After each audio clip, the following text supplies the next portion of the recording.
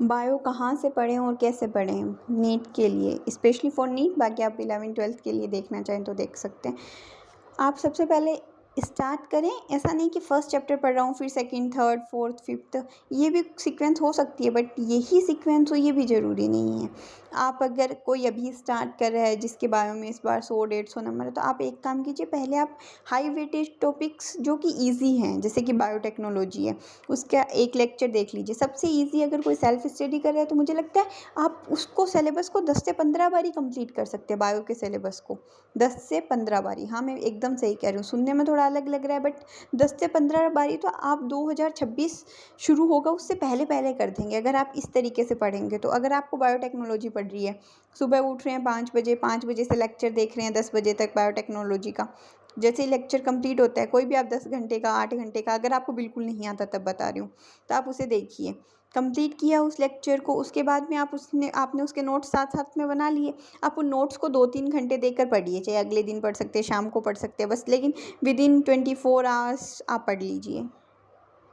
आपने जैसे ही वो नोट्स पढ़ लिए, फिर आप एनसीईआरटी में जाइए, एनसीईआरटी रीडिंग कीजिए। एनसीईआरटी में देखिए कि क्या क्या पॉइंट्स ऐसे हैं जो कि नोट्स में थे, एनसीईआरटी में थोड़े कम लिखे हुए हैं, या फिर बिल्कुल ही नहीं लिखे हुए, थोड़ा थोड़ा एक्सप्लेन कर रखा है, तो उन चीज़ों को थोड़ा थोड़ा लिख लो जो आपको लगे कि हाँ इंपॉर्टेंट हो सकते हैं।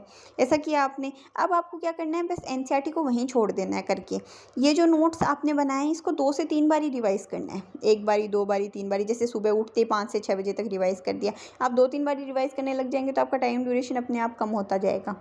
उसके बाद फिर आपको नोट्स एकदम परफेक्टली याद हो गए, तो अब आप इसी तरीके से एनसीईआरटी पर जाइए। जैसे ही नोट्स छोड़ के आप एनसीईआरटी पर जाएंगे तो आपको दिखेगा कि हाँ यार, मेरे को जितना आता है उसका तो 1% भी नहीं है एनसीईआरटी में, या माना जाए तो 90%, 80% है एनसीईआरटी में। तो फिर आपको लगेगा हाँ यार मुझे काफ़ी ज़्यादा आ रहा है, तो अब आपको एनसीईआरटी काफ़ी ईजी लगेगी। फिर आप उसी एनसीईआरटी को ऐसे कि हाँ सुबह सुबह उठ के मैं उसी चैप्टर को पढ़ रहा हूँ, तो ऐसे करके आप 5 दिन का स्लॉट दे के, 5-7 दिन का स्लॉट दे के बायोटेक कंप्लीट कर सकते हैं। फिर आप human physiology, plant physiology complete कर सकते हैं। ये ड्रॉपर्स के लिए सबसे अच्छा होता है जब आप सेल्फ स्टडी करते हैं, तब आपके पास काफ़ी टाइम रहता है। क्योंकि आप ये देखिए, कोचिंग में आपको 1.5 घंटे की क्लास होती है, जिसमें आपको, मैं ऑफलाइन कोचिंग्स की बात कर रही हूँ, जिसमें आपको 15 मिनट का ऐसे मिल जाता है ब्रेक। कभी टीचर मजाक कर देते हैं, कभी बच्चे, ऐसे चल जाता है। वो आपको टोटल जो 75 मिनट्स मिल रही हैं वहाँ पर, उसके कंपैरिजन में आपने भी उतना ही किया। बायोटेक वहाँ भी 10 क्लासेस में पढ़ाई जाएगी ऑफलाइन में, ऑनलाइन की बात नहीं कर रही हूँ, ऑफलाइन की बात कर रही हूँ।